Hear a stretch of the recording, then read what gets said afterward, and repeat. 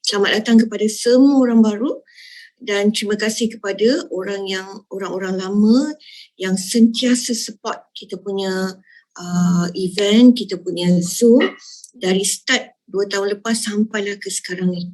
So saya ucapkan ribuan terima kasih kepada semua. InsyaAllah dengan apa yang kita nak share ni boleh bantu kita semua untuk tambahkan ilmu. So tanpa melengahkan masa lagi. So dari Pontianak pun ada. So siapa daripada negara jiran selain daripada Malaysia, boleh tak? Dari Pontianak dah ada, daripada Jakarta, daripada Brunei, Alhamdulillah dari Brunei. Boleh share siapa daripada Mataram, Lampung, Masya Allah. Daripada Bali, selamat datang Bu Rita. Karawang, Alhamdulillah. So ibu-ibu, bapa-bapa dari Indonesia, semoga insya-Allah faham apa yang kami nak share ni dalam bahasa Malaysia. So insya-Allah. Daripada Bekasi, selamat datang. Alhamdulillah ramai daripada negara jiran kita Indonesia yang sama-sama nak menuntut ilmu macam kita juga. So tanpa melengahkan masa lagi, Bengkulu, Indonesia, Bagan Lalang, alright, Makassar hadir, Alhamdulillah. So daripada Malaysia, orang Indonesia dah ramai, orang Kelantan pun ramai. Okey, saya tanpa melengahkan masa, Masya Allah, Kedah hadir, PJ, Bali ramai. So kita jemput our first speaker kita, Dr. Asmadi yang akan share tentang bagaimanakah keadaan ekonomi dunia, keadaan ekonomi Malaysia dan bagaimana kita nak atasi masalah yang apa orang kata sekarang, kemelesetan ekonomi, statistik, dan apakah projection kita for the next 3-4 tahun akan datang.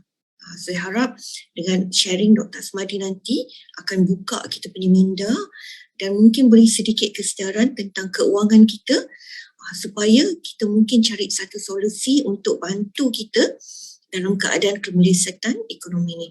So tanpa melengahkan masa lagi, saya menjemput Dr. Asmadi untuk share dengan kita berkenaan dengan ekonomi.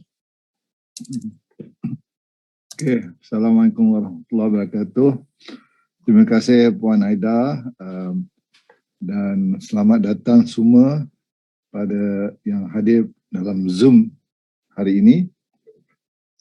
InsyaAllah saya akan cuba untuk memberikan sedikit penerangan tentang keadaan ekonomi semasa.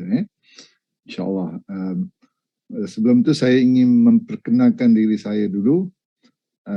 Saya Dr. Ahmad Asmadi Yusof, pensyarah, tapi bidang perubatan, bukan bidang emas. Cumanya saya dah terlibat dengan pelaburan ni dah agak lama, dalam 20 tahun lepas. Dan emas ni, pelaburan emas ni agak baru, dalam setahun lebih. Alhamdulillah saya dah menjadi merchant. Okey, so malam ni kita akan melihat secara overview keadaan ekonomi semasa dan bagaimana ia akan mempengaruhi emas, harga emas. Jadi saya akan share skrin dulu. Alright.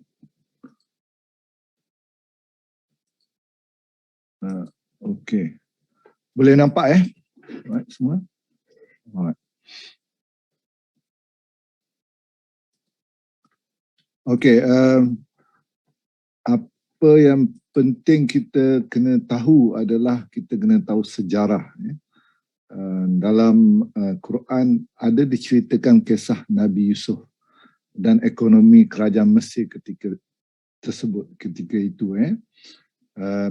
Kisah di mana Nabi Yusuf meramalkan because of takbir mimpi, mimpi Fir'aun masa itu, menunjukkan bahawa akan berlaku 7 tahun zaman ekonomi bagus dan kemudian diikuti dengan 7 tahun zaman ekonomi meresap. Jadi ini adalah suatu benda yang lumrah berlaku sejak daripada itu sampai sekarang. Ekonomi baik dengan ekonomi buruk ini berlaku selang-seli. Mungkin dulu 7 tahun, mungkin sekarang tak pasti. Tak semestinya 7 tahun. 7 tahun itu pada masa itu. Mungkin 5 tahun, mungkin 10 tahun. Tapi selang-seli antara ekonomi bagus dengan ekonomi meresap ini adalah satu fenomena yang kita boleh lihat dalam masyarakat zaman sekarang pun. Dan itu iktibarnya adalah kita masa zaman ekonomi bagus, kita kena prepare untuk menghadapi zaman ekonomi meresap.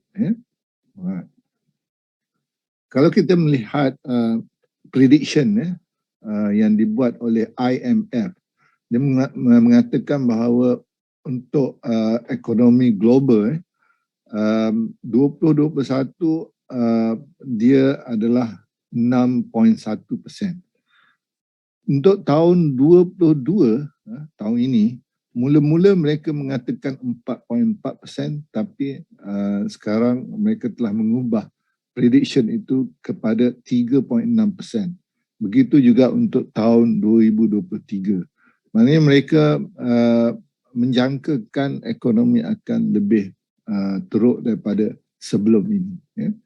Begitu juga kalau kita melihat ekonomi USA, FOMC untuk US ini telah membuat prediction pada tahun ini. Sebenarnya sebelum ini prediction dia adalah 4%, tapi hakikatnya dia melihat yang boleh dicapai adalah 2.8%. Dan untuk tahun depan dan tahun berikutnya ia adalah lebih kurang 2.2% dan 2%. Maknanya setiap tahun ekonomi itu akan menurun, growth dia. Jadi ini menunjukkan bahawa kita akan menghadapi zaman kemelesetan ekonomi. Dan apa yang berlaku depan mata kita, yang sudah berlaku, yang sedang dan sudah berlaku, bahawa di Sri Lanka telah berlakunya sebuah kerajaan muflis yang tidak mampu lagi membayar hutang mereka dan tidak mampu lagi untuk mengimport barang makanan dan tidak mampu lagi untuk mengimport bahan api. Dan oleh sebab itu negara dia kucak-kacir, berlaku rusuhan di sana sini. Dan ini banyak disebabkan, pertamanya seperti kita tahu COVID-19 ini telah menyebabkan negara itu berada dalam keadaan ekonomi yang ternak sebab dia sangat bergantung kepada pelancongan. Pada masa COVID, pelancongan tidak berlaku. Kemudian dia berlakunya salah arahan daripada kerajaan.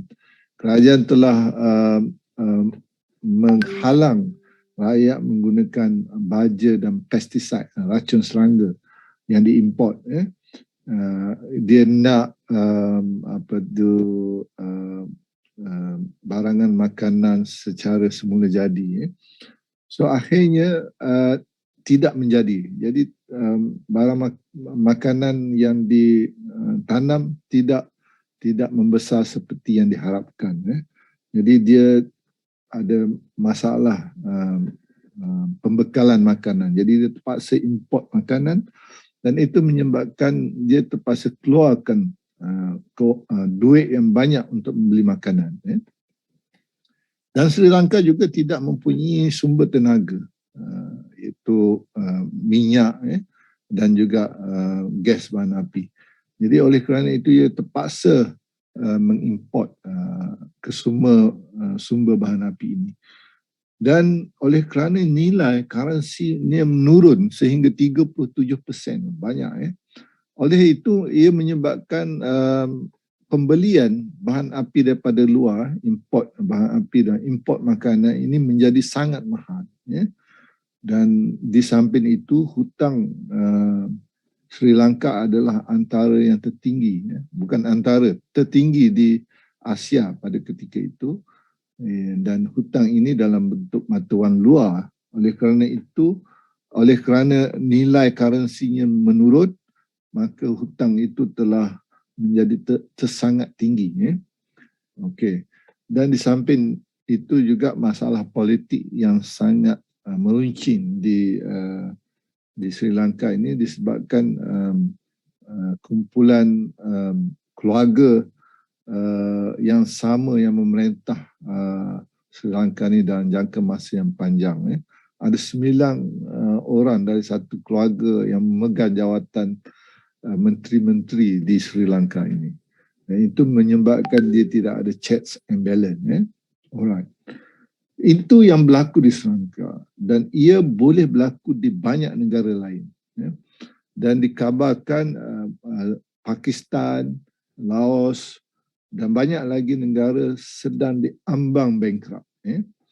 Kalau kita tidak berhati-hati, negara itu tidak berhati-hati, dia mungkin masuk dalam kancah bankrupt ini. Dan ini semuanya disebabkan oleh beberapa faktor. Yang pertama, faktor yang utama adalah COVID-19. Walaupun COVID ini telah berlalu lah, kita boleh kata berlalu. Walaupun masih ada lagi ekor-ekor dia, tapi masa zaman COVID-19 ini pada tahun 2020, kebanyakan negara mencetak duit untuk memberi rangsangan ekonomi kepada rakyat mereka. Contohnya US sendiri mencetak sebanyak 8 trilion USD tanpa sandaran emas. Sekarang ni tak ada orang buat sandaran emas. Jadi oleh itu ia akan meningkatkan inflasi because of that. Okay. COVID-19 juga telah menyebabkan banyak syarikat-syarikat bankrupt. Orang persorangan pun hancur. Jadi ia ambil masa yang lama untuk pulih. Kemudian di sana juga ada aktiviti untuk mengurangkan faktor utama USD ini, maknanya hegemoni, maknanya kelebihan USD ini telah cuba diganggu gugatkan oleh sekurang-kurangnya 2 negara sekarang. Dah masuk 3 negara. Yang pertama Rusia, oleh kerana perang Rusia-Ukraine berlaku, Rusia telah dunia telah melakukan sekatan ekonomi kepada Rusia. Dan oleh itu Rusia telah menjual dia punya barangan termasuklah barang api dan gas dalam bentuk rubers, bukan lagi dalam bentuk USD. Dulu semua orang jual beli semua barang dalam bentuk USD, dalam mata wang USD. Sekarang Rusia dia dah tukar, dia tak pakai lagi USD.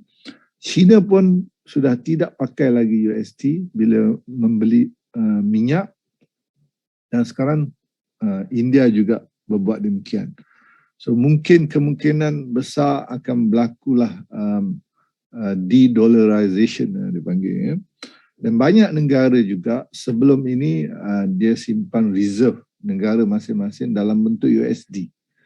Okey, sekarang mereka telah memperbagaikan reserve mereka, tidak semata-mata dalam USD tapi juga mengambil mata wang lain. Jadi dia akan menurunkan nilai USD akan datang. Mungkin dia tidak berlaku. Recording stopped. Mungkin dia tidak berlaku secara hello? Recording in progress. Boleh dengar ke? Dengar doktor. Okey. Okey, ingatkan dah terkeluar. Okey. Jadi nilai USD ni makin lama dia akan menurun, dan kita tahu apabila nilai USD turun, harga emas akan naik lah. Itu common fenomena. Kemudian kita melihat keadaan inflasi sekarang. semua negara sekarang menghadapi masalah inflasi yang tinggi. Dekat US, dekat Europe, termasuk UK juga. Inflasinya sangat tinggi. 4 dekad paling tinggi. 40 tahun paling tinggi. Dekat UK 9.1%, dekat US 8.6%. Tinggi. Sedangkan kerajaan contohnya US kalau boleh dia nak inflasi ini sekadar 2%. Sekarang dia tengah berlawan untuk menurunkan inflasi ini kepada 2% daripada 8.6%. Dan dijangkakan inflasi ini akan meningkat kepada 2 digit, iaitu 10 dan ke atas. Dan kalau itu berlaku, ramailah orang yang akan suffer. Alright, dan ini fenomena yang berlaku di seluruh dunia dan termasuklah negara kita, Malaysia. Kalau kita tengok berita-berita, harga minyak kelapa sawit daripada RM16 beberapa tahun lepas, sekarang sudah menjadi RM45 ke atas. Itu baru harga minyak masak. Harga ayam, harga telur semua telah meningkat dengan banyaknya, bukan dengan sikit-sikit, bukan 10%, 20%, banyak. Ringgit-ringgit naiknya. Jadi ini akan menyebabkan mata wang kita akan susut nilai. Kalau kita ada RM100 beberapa tahun lepas kita boleh beli banyak barang, sekarang dengan RM100 kita boleh beli sedikit sahaja barang. Jadi itulah dilema kita sepatutnya.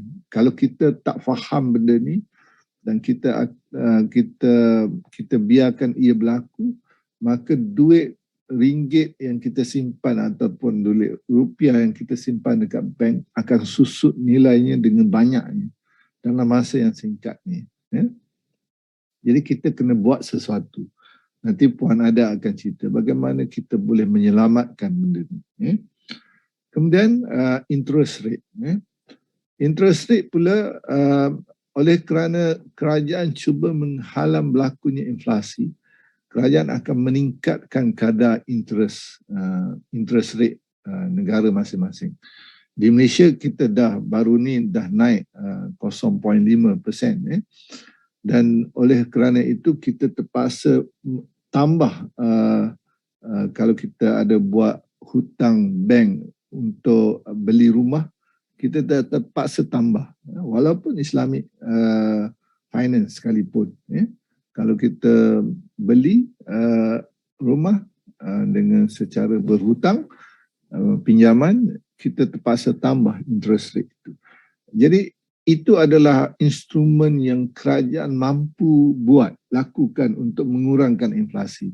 Dengan naikkan interest rate, dia akan menyebabkan rakyat ini kurang duit yang boleh dibelanjakan.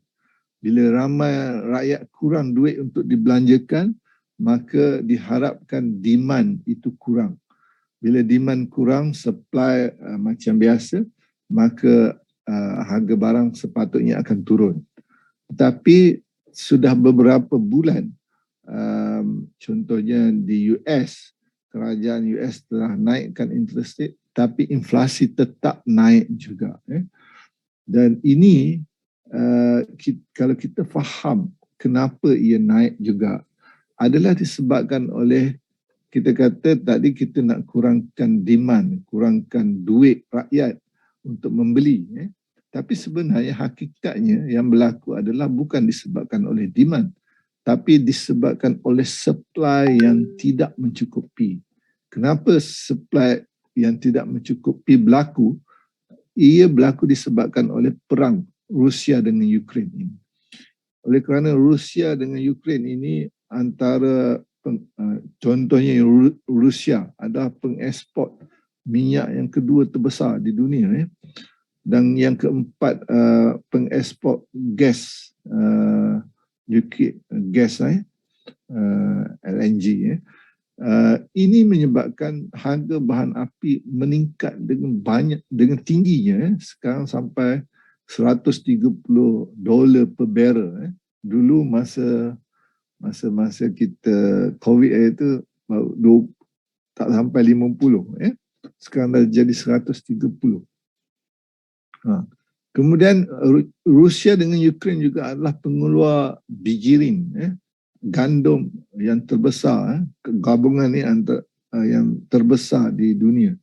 Oleh kerana peperangan berlaku, maka supply bijirin, gandum semua ini telah sangat berkurang. Oleh kerana itu, supply-nya telah jatuh, jadi demand ini sama je sebenarnya. Jadi oleh kerana itu inflasi tetap berlaku. Jadi walaupun kerajaan cuba mengurangkan inflasi, tapi pada saya dan saya tengok sejak beberapa bulan ini inflasi tidak menurun, malah meningkat walaupun interest rate dinaikkan. Alright. Jadi kita tahu kalau interest rate dinaikkan sepatutnya harga emas turun, tapi dia tidak turun, dia stabilize pada 1830 lebih kurang. Bila inflasi naik sepatutnya harga emas naik, tapi dia tak naik juga sebab dikengkang oleh kenaikan interest rate. Jadi sekarang ni dia berada dalam fasa menepi, maknanya dia tidak naik dan tidak turun. Jadi kita lihatlah apa yang akan berlaku. Sama ada interest rate yang menang ataupun inflasi yang akan menang. Kalau interest rate itu berjaya mengatasi inflasi, dan kita akan melihat apa ya. Kalau interest rate menang, maknanya harga emas akan turunlah. Alright. Okay. Tapi saya sangat yakin bahawa kalau interest rate dinaikkan, maka berlakulah kemelesetan ekonomi yang lebih dahsyat. Sebab apa? Sebab bila naik interest rate, syarikat-syarikat swasta ataupun businessman, bila dia nak memperkembangkan bisnes dia terpaksa buat pinjaman. Tapi kalau interest rate tinggi, dia tidak mampu lagi buat pinjaman. Syarikat-syarikat yang dah ada pinjaman pula tidak mampu lagi untuk membayar pinjaman itu. Jadi ia akan menyebabkan kelembapan ekonomi dan akan menjadi recession. So kalau interest rate dinaikkan dengan tingginya, maka akan berlaku kemelesetan ekonomi. So itu juga akan menyebabkan harga emas naik. Jadi keseluruhan ekonomi semasa ini sebenarnya menunjukkan bahawa harga emas tidak lama lagi akan naik dengan tinggi. Itu conclusion yang kita boleh buat. Saya tunjukkan di sini petikan-petikan daripada majalah-majalah yang menunjukkan bahawa contohnya di sini US telah cetak 8 trilion, bukan bilion, trilion duit mereka untuk mengatasi COVID-19 baru-baru ini. Dan kalau kita tengok kadar CPI, Customer Price Index, harga barang meningkat daripada bulan Mei tahun lepas hingga bulan Mei tahun ini, meningkat dia tak ada menurun. Alright. Okay. Kemudian kita lihat di US dan juga di UK, kenaikan harga barang adalah 40 tahun paling tinggi. Okay. So ini adalah inflasi yang sangat menggerungkan kita sebenarnya. Okay. Ini saya cerita tentang de-dollarization. Kita boleh baca. China dan Rusia telah mempelopori agenda untuk menjatuhkan US dollar. So perang Ukraine, Rusia-Ukraine ni saya dah cerita tadi. Alright. Dan kita juga perlu faham bahawa baru-baru ini Rusia telah packkan dia punya mata wang dengan emas. Oleh kerana itu dan juga dia telah memaksa mereka-mereka yang nak beli bahan api daripada Rusia terpaksa membayar menggunakan mata wang Rusia. Dan oleh kerana diikat dengan emas, maka mereka terpaksa mengeluarkan emas untuk membeli rubels. Alright. Dan itu menyebabkan Rusia mempunyai simpanan emas yang banyak. Alright. Dan baru-baru ini kejadian yang inflasi perang Rusia Ukraine ini telah menyebabkan pasaran saham dan pasaran kewangan basically telah hilang 7.6 trilion, dan ini adalah kehilangan wang paling banyak dalam sejarah. Kalau kita tengok zaman .com bubble dulu, 4.6 trilion hilang dari pasaran. Global financing crisis pada masa 2008, 2.6 trilion sahaja. Masa zaman COVID 2020, 4.4 trilion hilang dalam pasaran. Tapi baru-baru ini 7.6 trilion hilang. Paling banyak dalam sejarah. Dan kita lihat cryptocurrency hilang. Luna hampir kosong, 0.88 daripada ratus-ratus harganya menjadi kosong, hampir kosong. Dan banyak lagi yang hilang. Alright. Dan kita lihat Goldman Sachs juga calculate, dia meramalkan bahawa akan berlaku recession yang teruk, kemelesetan ekonomi yang teruk untuk masa terdekat ini. Kemungkinan awal tahun depan ataupun hujung tahun ini. Okey, dan kita lihat ini adalah prediction yang dilakukan sebelum berlakunya perang Ukraine dengan Rusia. Contohnya di sini CNB telah meramalkan kenaikan harga emas kepada 2,100 USD per ounce. Dan ini hampir sampai, sebab kita sampai dalam 2070 baru-baru ini. Alright. Okay. Kemudian kita melihat jangkaan harga emas daripada FX Empire. Dia mengatakan bahawa harga emas mungkin naik kepada 3,000 USD per ounce. Tinggi ya. Kalau naik ni kaya kita. Alright. Okay. Dan ada juga penanalisis mengatakan bahawa harga emas akan turun sehingga ke 1,500. Kalau dia turun ke 1,500, kita boleh beli emas berbondong-bondong, borong. Tapi saya rasa dia tidak akan capai 1,500. Paling kurang rendah pun dia akan capai dalam 1,850. Sampai hari ini dia tidak capai lagi 1,750 ini. 1,750 dah sampai, 1,750 belum sampai lagi. Okey, ini peristiwa yang sangat menarik perhatian saya, sebab Goldman Sachs ini telah meramalkan sebelum ini, itu pada Januari awal tahun, bahawa harga emas akan naik kepada 2,150 tahun ini. Tetapi mereka telah buat satu review berdasarkan peperangan dan keadaan ekonomi semasa, inflasi yang tinggi dan sebagainya. Mereka telah menaikkan ramalan mereka kepada $2,500 per ounce sehingga hujung tahun ini. Jadi kalau kita nak beli emas sekarang pada harga 18, lebih kurang 1825, berapa banyak kita akan untung. Sebab kita untung kali 10, wah, memang dahsyatlah keuntungan kita, insya-Allah. Jadi kita perlulah membuat persediaan. Dan kalau kita ingin mengetahui lebih lanjut lagi tentang technical analysis dan juga fundamental analysis tentang ekonomi semasa, kita boleh attend kelas fundamental analysis itu pada hari Khamis malam Jumaat. InsyaAllah. Itu saja dari saya, Puan Aida. Okay. Assalamualaikum warahmatullahi wabarakatuh. Waalaikumsalam warahmatullahi wabarakatuh. Terima kasih Dr. Asmadi for a good sharing.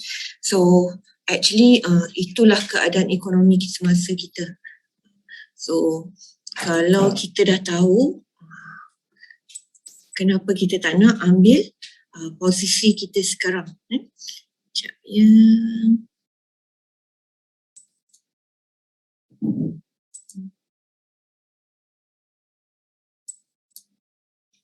Okay. Itu berkenaan dengan ekonomi dunia. Bagaimana keadaan ekonomi sekarang, interest rate, inflation, yang mana ramai daripada kita rasa selesa. Especially orang yang memang ada income tiap-tiap bulan, ada gaji tiap-tiap bulan kan. So kita rasa kita sangat selesa. Tapi sebenarnya tidak. Sebenarnya sekarang bukan masanya untuk kita rasa selesa. Sebab apa? Kalau pakai duit kertas ni, gaji kita dibayar dalam duit kertas, dalam wang kertas. Jadi wang kertas ni dia tak ada appreciation, dia ada inflation. Inflation ni walaupun kita tengok tiap-tiap bulan kita dapat gaji yang sama juga, contoh gaji kita 10,000 sebulan, tiap-tiap bulan dapat gaji 10,000 juga. Tapi apa yang berbeza? Walaupun dapat gaji 10,000, tapi kita punya value duit tu bukan 10,000 lagi. Itu yang membuatkan purchasing power kita jadi semakin berkurangan. So macam mana kita nak atasi ni?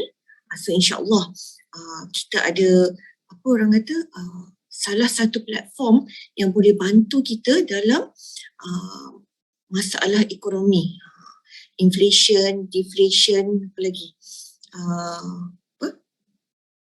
Mata wang inflation kita about 40 tahun paling tinggi satu dunia. So macam mana kita nak atasi? So dekat sini insyaAllah kita mungkin ada banyak platform, tapi we are going to share with this platform. Kita nak cerita tentang quantum metal. Sekejap ya.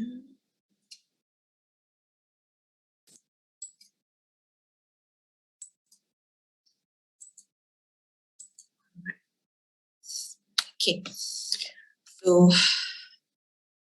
saya teruskan topik hari ini yang sepatutnya Tuan Haji Razni yang cover, tapi hari ini dia tak boleh nak cover. So insyaAllah hari ini saya dengan Dr. Asmadi je lah yang buat untuk session kita pada malam ni.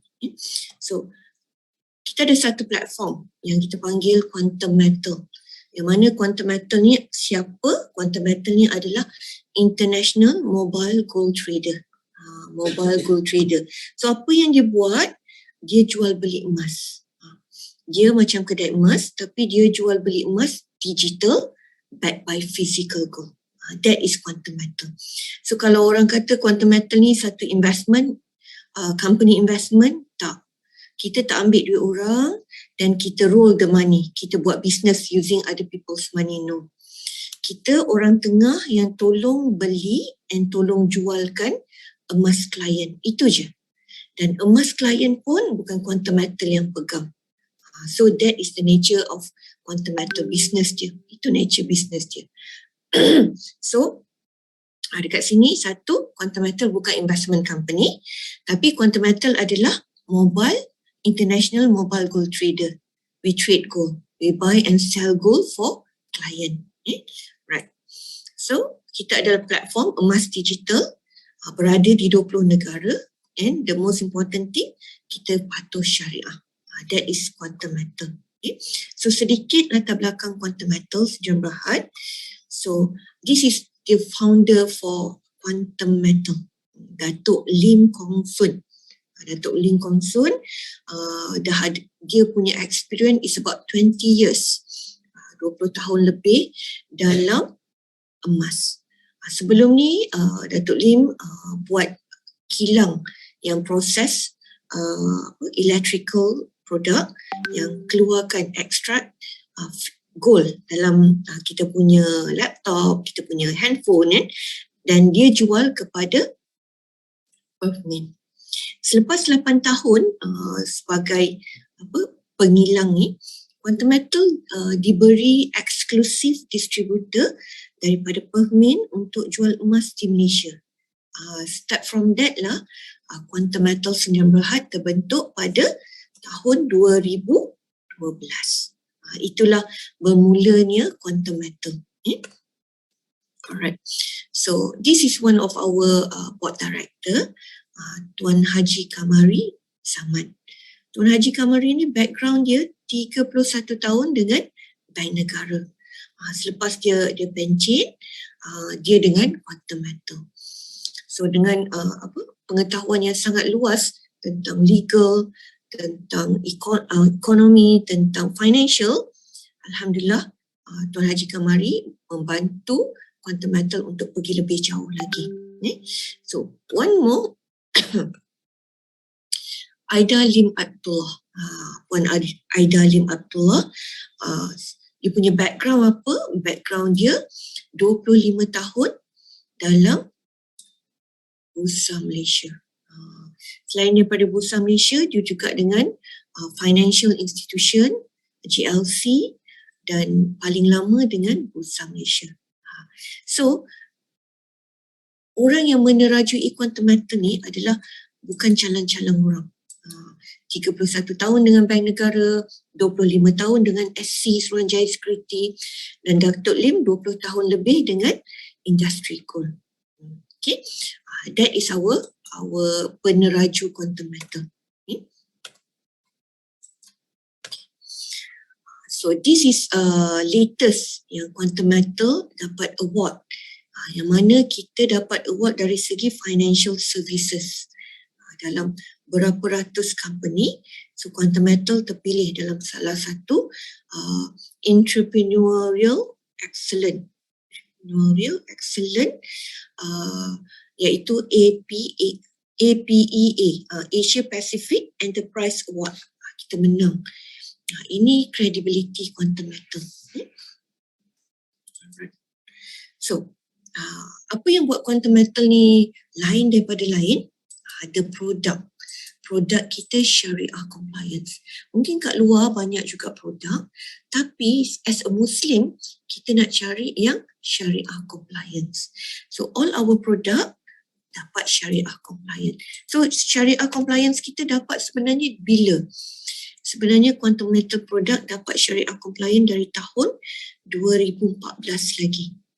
2014, yang mana sebelum tu kita nak establish untuk masuk ke bank-bank di Malaysia. So 2014 kita start dapat syariah compliance on our product. 2016 bank yang pertama sekali mengambil goal dengan kita adalah Bank Muamalat. Itu dari tahun 2016. Okay. So syariah, kita dapat syariah compliance daripada mana? Dari 3 scholar, iaitu ISRA yang mana ditubuhkan oleh Bank Negara. Is under Bank Negara. And then kita dapat juga yang latest daripada Tawafuk Consultancy untuk produk kita. Dan one more thing kita dapat daripada Alfi untuk international. Satu lagi kita dapat dari Rakabah dari US. So actually ramai juga latest punya. Baru-baru ni ada keluar berkenaan dengan produk quantum metal kan. Syariah or not. So dekat sini kita just nak share kalau anda ada keraguan tentang syariah compliance pronouncement yang dikeluarkan oleh 3 scholar, 4 scholar ni, kami as a consultant dalam quantum metal, ini bukan expertise kami. Expertise kami based on produk-produk gold yang ada pada quantum metal. Tapi jika anda rasa produk kita is not syariah compliance dan anda masih ada argument berkenaan dengan produk kami, anda boleh terus contact ISRA, Tawafuk, Alfi and Rakabah, because 4 scholar ni yang mengeluarkan syariah compliance untuk produk-produk kita. So insyaAllah mereka adalah orang yang tepat untuk anda bertanya dengan lebih detail lagi. Sebab ada isu, latest isu mengatakan yang produk kita is not really syariah compliant. So kalau anda rasa 4 scholar ni mengeluarkan pronouncement yang tidak tepat, anda boleh argue with them. Kami ikut apa badan-badan yang telah diluluskan oleh satu-satu kerajaan tu, satu-satu, dan the credibility, orang kata credibility dipercayai, so kami percaya. Kalau anda rasa kurang percaya atau anda masih ada sedikit lagi argument, insya-Allah mereka boleh bantu anda. Okay, this is kita punya scholar-scholar. Siapa? Isra, Tawafu, Aufi and Rakabah. Okay, alright. Okay. Tadi berkenaan syariah. So far, 3 produk kita, 4 produk kita ada syariah compliance. And then, quantum metal ni juga adalah pembekal emas. The first in the world, company yang membekalkan emas kepada bank-bank, kepada bank-bank. So, kita dah bekal emas kepada siapa? Muamalat, Affin, Alliance, Raci. First is Muamalat 2016, 2018, 2020, 2018. So bank-bank setuju untuk menjadikan quantum metal ni sebagai pembekal emas. Dan saya percaya Muamalat, Affin, Raci, mereka dah buat due diligence whether produk kita syariah or not. Okay?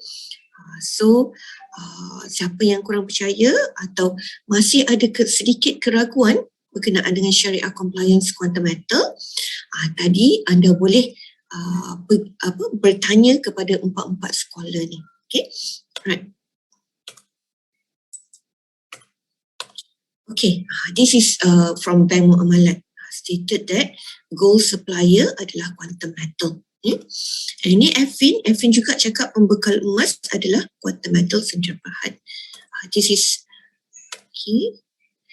This is Alliance Bank, dan this is Raci Bank. Okay, so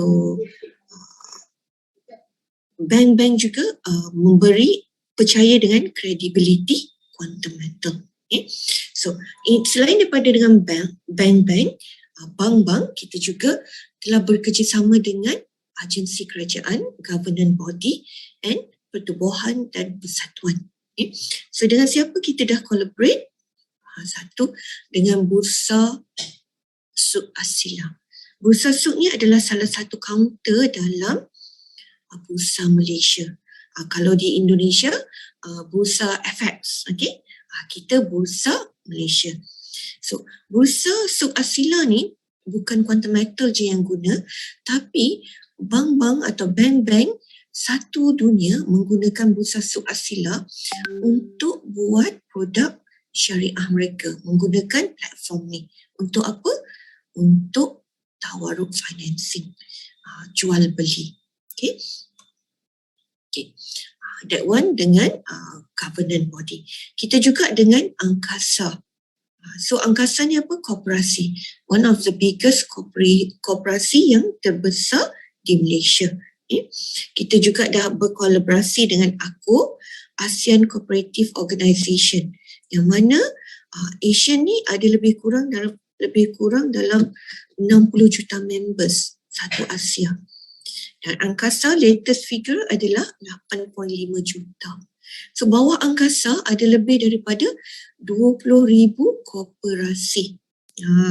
So kita dah collaborate bila? Dari tahun 2018 lagi dengan koperasi ni. Okay, right. Okay.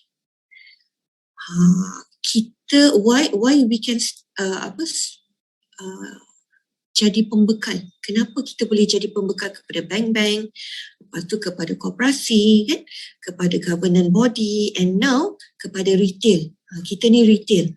So kenapa? Sebab kita dapat exclusive distributor.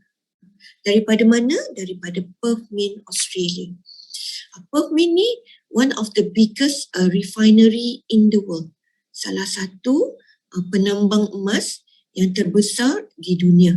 Mungkin nombor 2 atau nombor 3 dalam dunia. Okay. Dan the only owned by government. Dan Perth Mint ni kepunyaan Australia Barat, kerajaan Australia Barat. Okay. So credibility Perth Mint memang tak disangkal lagi. Dan Perth Mint hallmark dia ada is under LBMA. Okay. So dekat ASEAN ni tak ada lagi. Asian tak ada lagi company yang ada LBMA. Tapi Perth Mint ada. Okay. Right.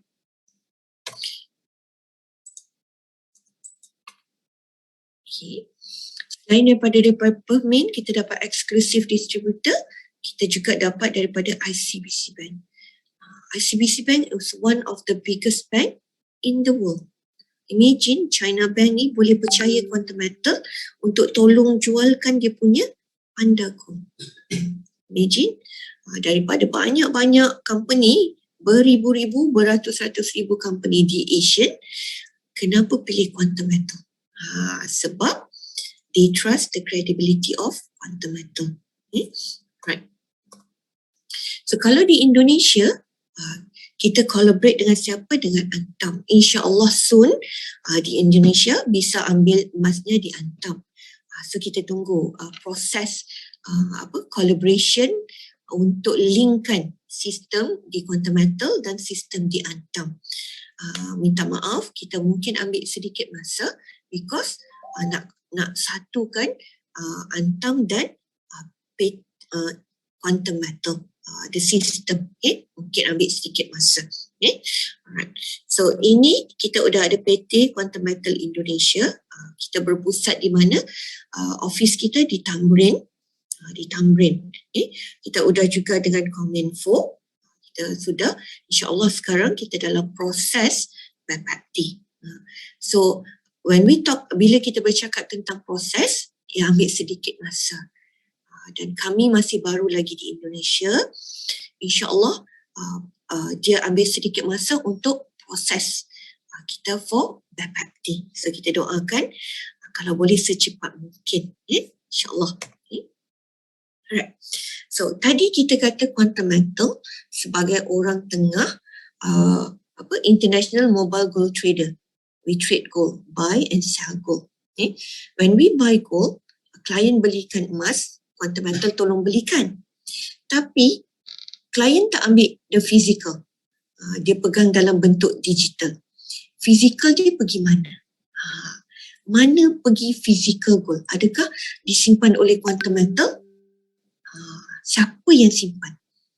So kalau Quantum Metal, perusahaan Quantum Metal yang pegang emas-emas kita ni, kita pun rasa takut kan, tak confident untuk kita ambil produk-produk dari Quantum Metal. Sebab if something happen to Quantum Metal, dengan emas-emas kita akan hilang.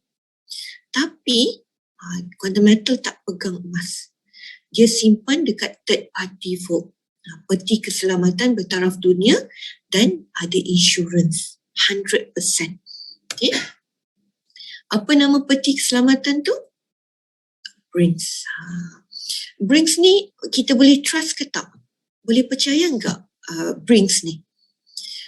Brinks ni sudah 150 tahun kewujudan dia dan ada pada lebih daripada 150 negara.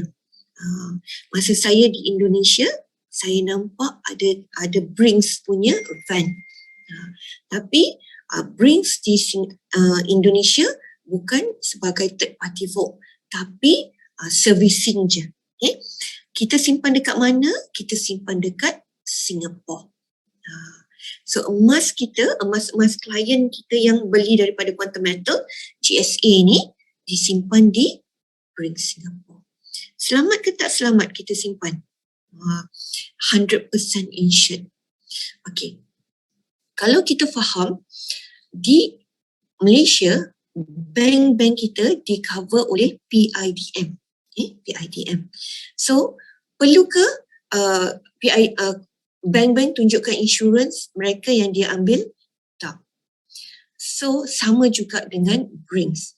Setiap klien yang nak simpan dekat Brinks, wajib diinsurансkan oleh LAT. So kita tak payah risau. Sertifikat insurans kita dah tamat tempoh. Ini sebenarnya adalah contoh yang mana kita dah gunakan dari dulu untuk tunjukkan contoh. Inilah certificate of insurance. Dan setiap simpanan di Brinks wajib diinsurансkan oleh LAT. So kita tak payah risau. QM simpan dekat sana, wajib QM ada insurance. Okay, macam PIDM juga. Yang insured kan bank-bank. Okay, alright. Okay, so tadi kita dah nampak sedikit kat mana emas-emas klien disimpan, kita simpan di Brinks. Emas dapat dari mana? Daripada Perth Mint. Dan satu lagi kalau kita punya dinar daripada IGR, Turki. And then kita dah collaborate dengan bank-bank di Malaysia, dengan governance body, dengan koperasi, dengan persatuan. Okay. So, bila kita cerita emas kita digital, backed by physical, boleh kita ambil physical ke tak?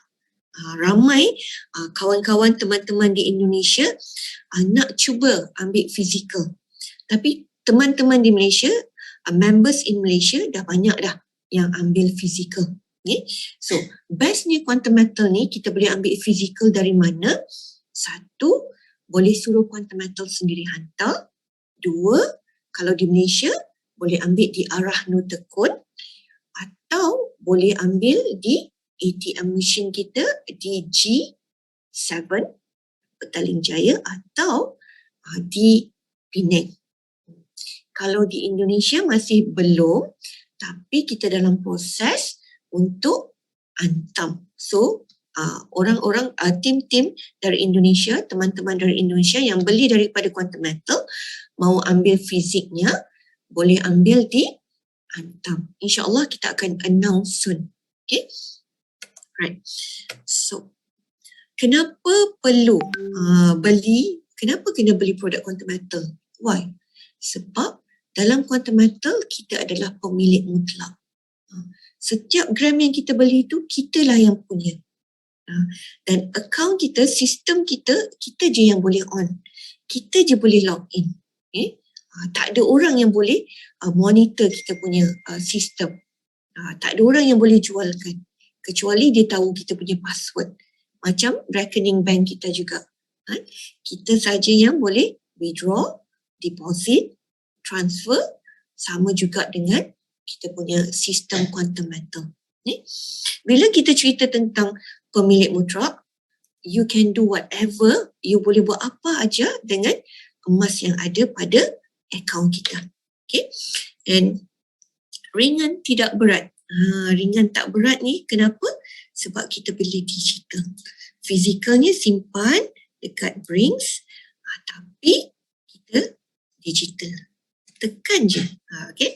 Satu button tekan, kita dah boleh beli emas. And then mudah dicairkan. Maksudnya sama juga. Tekan button terminate, dah boleh cair, nanti duit akan masuk ke dalam rekening bank kita. Okay. And then fee yang rendah. Kalau kita tengok dekat luar, fee kita very orang kata sangat berpatutan. Okay. And then konsep kita tukar wang kertas kepada emas. So apa yang kita ada wang kertas, kita boleh tukar kepada emas. Okay. Keuntungan 5 hingga 10 kali ganda. Okey, ramai orang salah faham. Kata Quantum Metal bagi jaminan yang untung 5 hingga 10 kali ganda. Bukan. Bukan ya. Jangan salah faham. Kita bagi satu konsep produk yang mana hari ni saya ada modal untuk beli 10 gram tapi boleh dapat 100 gram. Sebab dia bagi kita 10 kali ganda daripada modal kita untuk beli lebih banyak emas. Itu dia punya konsep. Bukan Quantum Metal janji. You beli, you untung 10 kali ganda. No. Okay? Sebab ramai teman-teman di Indonesia yang tanya, kalau kita janji 10 kali ganda untung, itu enggak bisa. Kan? Memang kita tak ada janji. Kita untung based on apa? Kenaikan harga emas. Okay? Right. Okay, of course patuh syariah kita dapat daripada tadi 4 scholar tadi kan. And then pembekal emas kepada bank, and then kerjasama dengan agensi kerajaan, kerjasama dengan pertubuhan persatuan. Lepas tu kita sudah jadi participant of Bursa Suk Asila, mempunyai we are the first in the world yang ada ATM machine. So ATM machine emas. Ada kawan cakap dekat Dubai pun ada. Dubai dia bukan ATM. Dubai adalah vending machine. Di Indonesia juga ada. Antam juga ada vending machine emasnya. Masa saya berada di Bogor, bukan. Di Bandung ke Bogor, ada satu shopping mall ni, kita tengok ada Antam dan boleh beli emas menggunakan vending machine. Tapi Quantum Metal bukan vending machine. Kita adalah ATM. ATM ni maksudnya apa? You have to withdraw from the system, then baru you boleh ambil emas dia, tarik fisiknya. Okay. Alright. And then diinsurancekan simpanan kita di Brinks, and syarikat Quantum Metal udah 10 tahun.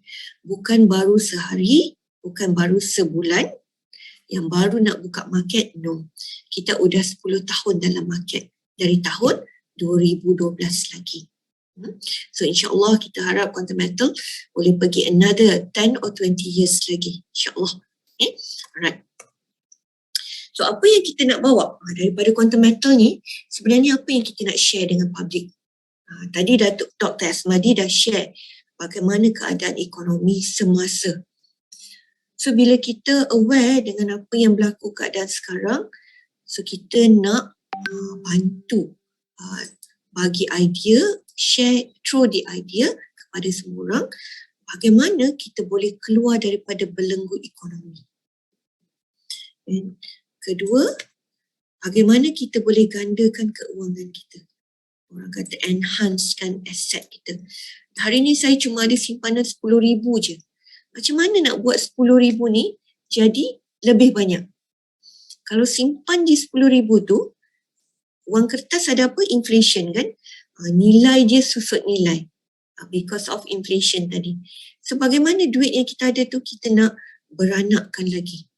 So insyaAllah dengan Quantum Metal, produk-produk yang ada boleh bantu kita. Okay? And lastly, ini sekarang jadi fenomena. Bagaimana kita boleh kembalikan semula belanja hangus kita. Cicil, apa yang kita buat cicil every month tu, boleh kita dapat balik. Bagaimana, dulu semua ni is not practical. Tak boleh nak buat. Tapi insyaAllah dengan adanya salah platform Quantum Metal dan produk yang kreatif and inovatif ni boleh bantu kita. So tadi kita dah tahu pasal company, apa kita punya misi dan visi. This is our Angel Group misi and visi. Kita nak bantu seramai mungkin orang. 1, keluar belenggu ekonomi. 2, gandakan keuangan. Dan 3, dapat semula perbelanjaan hangus. Tak dapat 100% tak apa. Boleh dapat 50%, 40%, 70% pun dah Alhamdulillah. Okay. Right. So this is the product of Quantum Metal. So tadi kita ada 4 produk kan. 1 kita ada physical. Yang kedua, kita ada GSA. Gold Storage Account. Dalam Gold Storage Account ni konsepnya sama macam rekening bank kita. Saving account kita. Okay. Yang mana saving account kita simpan wang kertas. Dekat sini kita simpan emas. Okay. Dalam GSA ni, kita punya GSA ni disimpan dekat mana? Dekat Brinks tadi. Okay. So, dekat GSA kita boleh beli emas. Kalau dalam bank account boleh deposit. Ini boleh jual emas, boleh withdraw. Boleh simpan emas, boleh transfer. Itu kata sama macam kita punya rekening bank. Boleh transfer gold ke mana-mana je. Kalau hari ni saya nak transfer emas ke teman saya di Indonesia, saya boleh transfer tak sampai 1 minit dah dapat. Okay. So we can transfer the gold. Okay. And then orang kat sana boleh ambil emas atau boleh tunaikan menjadi cash. Okay. And then we can claim physical. Ni kelebihan kita we can claim physical gold. Dan produk Quantum Metal ni, when we talk about gold, orang akan cakap orang yang kaya-kaya je. Orang-orang yang ada duit yang boleh beli emas. Sebab emas ni orang memang dipandang tinggi kan, value dia. Tapi dekat sini tak. Quantum Metal, dia dari lower income earner sampailah higher income earner mampu untuk beli produk Quantum Metal, gold yang ada pada Quantum Metal, because we start as low as RM10. Anak-anak kita pun boleh beli emas setakat RM10 je. Right, this is our GSA. Produk kedua kita is Gold Convert Account. Konsep dia, kita ada cash, beli emas, tukar balik kepada cash. That is Gold Convert Account. Apa objektif Gold Convert ni? Objektif dia untuk kita simpan aset tapi nak pakai duit. Macam mana tu? I nak beli emas tapi duit tu sebenarnya saya nak pakai. Apa yang kita praktis selama ni, duit yang kita nak pakai, of course kita tak boleh beli aset kan? Kita kena gunalah duit tu, betul. Tapi dekat sini different. Tadi you have cash, buy gold, then convert back to cash. So hari ni we can realise that apa praktis yang biasa kita buat apa? Kalau saya bekerja, saya ada income tiap-tiap bulan, katalah income saya RM10,000 sebulan. RM10,000 ni apa yang saya buat? Saya tepikan 10%, simpan. That is what we do. Praktis yang kita selalu buat. Kan? Simpan 10%. Atau paling banyak 20% lah kita simpan. Dan 80%, RM8,000 saya belanja. Itulah yang kita dah buat berpuluh-puluh tahun ni. Tapi dengan konsep produk GECA ni, dia adalah satu smart saving. Smart saving, smart spending. Nanti kejap lagi kita explain lebih detail. Smart saving and smart spending. Okay? So, dia bagi kita pertukaran, we can convert daripada gold kepada cashback 85%. Daripada apa? Nilai emas kita tadi. Okay? Atau nilai cash kita tadi. Okay? Lepas tu fee only 3.5% a year. Dan dia daily rest. Dia berapa lama kita pakai, itulah yang dia kira. Okay? And then tiada lelongan. Maksudnya daripada emas, daripada cash tukar emas, tukar balik kepada cash, emas yang kita tadi tu tak ada lelong. Dia stay dekat situ sebagai aset kita. Okay? And then fee tak perlu bayar sekarang. Bukan tak perlu bayar, tak perlu bayar sekarang. Dan tak perlu bayar pakai pocket money kita. Nak tak kita buat pembiayaan, kita tukar, ambil cash tapi tak perlu bayar pakai duit pocket. Siapa yang nak bayar? Kenaikan harga emas. Biar kenaikan harga emas yang bayarkan untuk kita. That is called smart. Orang kaya kat luar sana, orang-orang kaya kat luar sana, billionaire, millionaire, trillionaire tu, dia tak pakai duit dia. Dia pakai other people's money untuk dia buat lebih banyak duit. So, kenapa kita tak nak cuba benda yang sama juga? Kita pun nak guna other people's money untuk kita pun boleh gandakan aset kita atau creating our asset. Okay? Right. This tadi boleh belanja hangus kan? And then belanja hangus boleh jadi tabungan masa depan. Konsep ni juga kita boleh jadikan apa tau? Pension kita. So imagine, nanti kita cerita lebih detail. But this is the concept of GCA. Siapa objektif dia apa tadi? You nak ada asset, tapi at the same time, you nak ada cash. Ini adalah objektif GCA. Okay? So siapa yang ada the same idea atau needs yang nak ada asset tapi nak ada cash, ada produk, boleh comply dengan apa yang you nak. Okay? Alright. So, our last product kita yang terakhir adalah GAE. Kalau di Indonesia, GRA. Okay, saya pun tak tahu sangat. Right? Okay. GAE ni adalah Gold Asset Enhancement. Kita nak enhancekan aset, kita nak gandakan aset kita. Okay? So apa objektif dia? Nak gandakan aset. Orang dah ada aset, nak jadikan lebih banyak aset dia. Dengan cara ambil produk GAE ni. Okay? So dia boleh gandakan simpanan emas kita. Boleh ganda berapa kali? Bukan ganda maksudnya bukan kita bagi tahu yang kita guarantee untung 5 hingga 10 kali ganda. No. Kita bagi gandaan on nilai aset kita. Okay? Right. Tiada risiko margin call. So margin call ni maksud apa? Bila kita beli satu harga, let's say kata kita beli pada harga RM250 per gram emasnya. Tiba-tiba harga emas turun jadi RM100 per gram. Aset kita yang ada tak ada margin call selagi kita tak jual. Sama macam kita beli emas.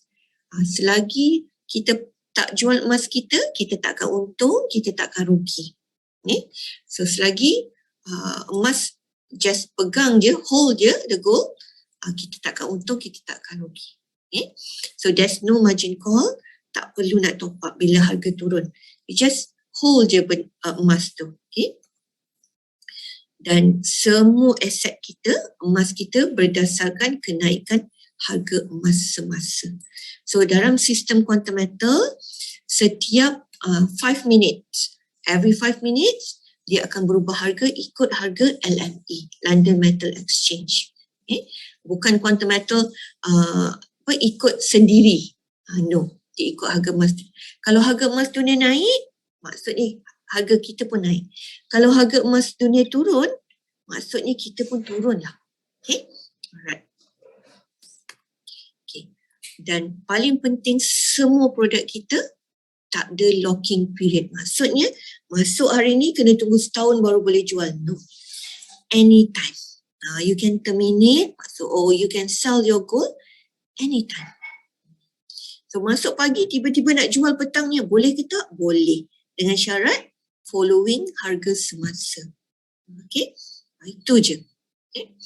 Alright. Okay. Kita tengok. This is our app. Hari tu apps kita dah boleh guna, tapi ada nak buat penambahan dan untuk API, jadi masih dalam orang kata masih dalam maintenance. So insyaAllah soon kita punya sistem semua completed. Alright, apa best dia guna kita punya produk? Ini untuk berbelanja. Contoh, salah satu daripada syarikat yang dah collaborate boleh berbelanja adalah Malakat Mall. So, members of Quantum Metal, kalau nak beli barang dapur tu, nak guna emas, boleh pergi ke Malakat Mall untuk berbelanja menggunakan emas. Apa bestnya belanja guna emas ni? Why should we spend using gold? Why? Sebab dalam konsep Quantum Metal, the more you spend, the more asset you get. Maksudnya kalau kita spend, lagi banyak emas. Lagi banyak kita spend, lagi banyaklah emas kita yang terkumpul. Macam mana tu? Selalunya, lagi banyak kita belanja, habislah aset kita. Tapi sini, the other way round. Lagi banyak you spend, lagi banyaklah you dapat kumpul emas. Okay? Kita explain sekejap lagi. Right? So that is our apps. Okay? And ni just share sedikit potensi dalam quantum metal ni. So dalam quantum metal ni, dia ada klien. Kita ni semua klien quantum metal. Saya klien, anda juga klien. Kita beli emas menggunakan platform quantum metal. Dan satu lagi dalam quantum metal, dia punya konsep, dia need business partner untuk tolong marketkan produk dia. Produk gold ni. Maksudnya kita pun buka kedai emas online untuk jual emas untuk quantum metal. So macam bank pun tolong jualkan emas quantum metal. Bank kan tolong jual. Koperasi pun sama. Rahnu Tekun pun sama. So kita pun sama macam bank tolong jualkan emas quantum metal. So kalau kata tolong ni takkan tolong free kan? Quantum metal buat duit, takkanlah kita tolong jual emas, kita tak dapat portion kita. So, of course, kalau kita tolong quantum metal jualkan emas, of course kita pun ada our own portion. Okay. Ini just sharing daripada portion business partner yang kita tolong jualkan emas, kita pun dapat ganjaran. So kita punya profit sharing, commission kita dibayar dalam bentuk USD, dan untuk nak dapatkan cash, kita kena beli emas dulu. So apa yang kami buat selama ni, kita just dapat USD, dapat emas, jual emas, sell the gold. So we don't from the big, mula-mula tak percaya nak simpan emas ni, tak nampak lagi aura gold. So just buat and then sell the gold. Tapi selepas setahun, kita tak ada simpanan emas kecuali dekat GAE. GAE adalah simpanan emas, tapi dekat GSA tak ada simpanan. So pada tahun 2021, bulan 2, saya decide untuk simpan apa je commission saya atau profit sharing yang saya dapat dalam bentuk gold storage account. So the first day yang kita simpan ada lebih kurang dalam 14,000, iaitu lebih kurang 60 gram. Okay. Tapi after a year, tarikh yang sama, 18/2/2021, tahun yang berbeza. Tahun 2022, dari 60 gram dah menjadi 23 kg, 23.5 kg. Imagine, ini potensi dia dalam quantum metal ni. Sekarang ini bila tarikh? Ini 18 hari bulan 2, 2022, tapi ini 31 hari bulan 5. So, bulan 2, 3, 4, 5, 3 months. Dalam 3 bulan daripada 23 kg, 23 kg 500 menjadi 46 kg 500. Double. Imagine, 3 bulan double simpanan. So, maksudnya apa? Permintaan untuk produk quantum metal increase double. Ini potensi yang ada pada quantum metal. Okay. Alright. So ini potensi tadi business partner kan. Imagine sehari income boleh cecah lebih kurang dalam 500,000 lebih. Benar tak kita terbayang? This is the potential potensi dalam quantum metal. Satu, kita sebagai konsultan, inilah kita dapat profit sharing. Tapi at the same time, sebagai pemegang emas, bila harga emas naik, kita untung. We can sell the gold, get the capital, dapat balik keuntungan. Modal tadi boleh roll balik, boleh beli emas balik. Okay? Itu kelebihan dalam QM. Ada 2 kelebihan. Satu, kita sebagai pemegang emas. Kedua, kita sebagai business partner kepada quantum metal. Okay? Alright. So nak tak income macam tu? Nak tengok sikit chat. Boleh tak chat? Siapa yang nak macam tu? Nak ada income atau ada simpanan emas? Boleh tak saya nak tengok? Kita ambil aura. Aura ni penting ni. Positive aura. Alhamdulillah ramai nak. So insyaAllah, sebab potensi sangat-sangat besar. Quantum metal baru lebih kurang 200,000 orang je. All over the world. So kita ada 200,000 daripada berapa population dunia ni, baru tak sampai 0.0001% agaknya. So, kalau siapa yang nak, bila kita kata nak, tak boleh cakap dekat mulut je. Dia banyak sacrifice yang kita kena buat. Kita kena keluar modal sikit beli emas, lepas tu kita kena buat kerja sikit, buka mulut share dengan ramai orang, kan? Untuk capai sesuatu, it's not easy. Dan it's not difficult. Right? Bukan senang dan bukan susah. Okay? It's achievable. Sama ada 2 je. Nak atau tak nak. Tapi saya tengok ramai sangat nak kan. Siapa yang nak, insyaAllah kita aim apa yang kita nak. Okay. Alright.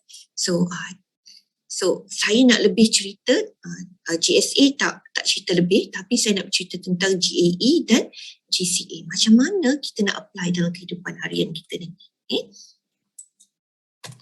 Okay, this is kita punya konsep GAE. Okay, GAE kita ni GAE kita ada yang kali 10 dan kali 5. So it start dengan $250 per unit. Untuk GAE dia kira per unit. Satu unit berapa gram? Ikut harga semasa. Katalah harga hari ni 56 gram. Jadi $56 per gram. Jadi 250 bahagilah dengan $56 per gram. Okay. Sama juga ini kali 5. It start dengan $25. Berapa gram? Ikut harga emas semasa. Okay. So apa maksud kali 10 kali 5 ni? Contoh saya ada $250. Quantum Metal bagi pembiayaan. Bagi pembiayaan, flexi payment untuk kita beli emas lebih banyak lagi. So tadi modal 250 campur 2250, saya immediate ada $2,500.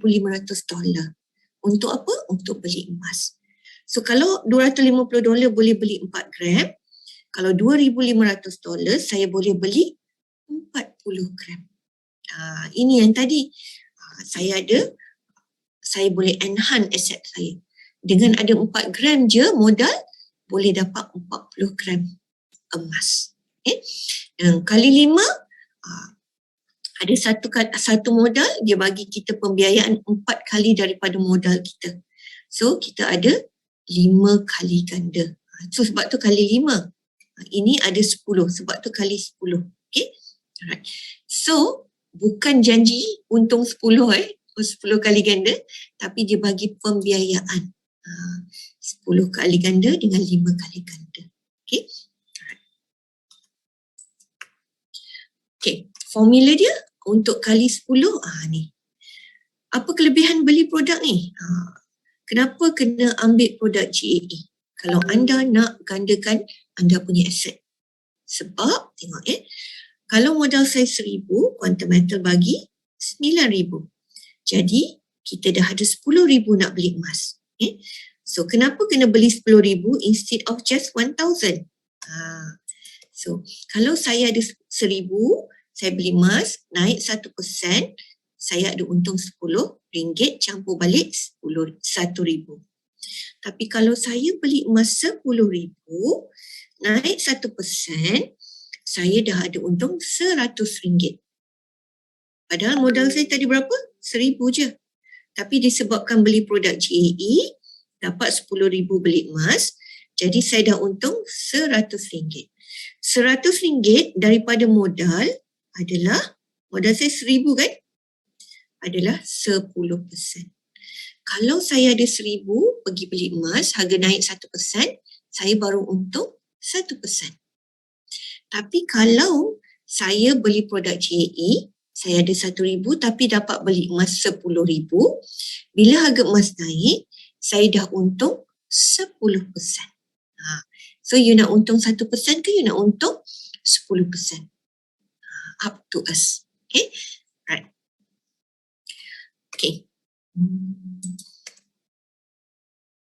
Kita bagi contoh supaya orang nampak macam mana konsep kita ni. Hari ni saya ada RM10,000. Saya nak pergi beli emas. So saya nak beli dekat kedai emas. Katalah harga semasa dan anda nak beli dekat Quantum Metal. Katalah harga semasa RM262 per gram. So 10,000 bahagi 262, saya beli kat kedai akan dapat 38 gram. Anda beli dekat QM. QM apa beza dia? You ada 10,000, Quantum Metal finance you 9 kali ganda. Jadi you dah ada 100,000.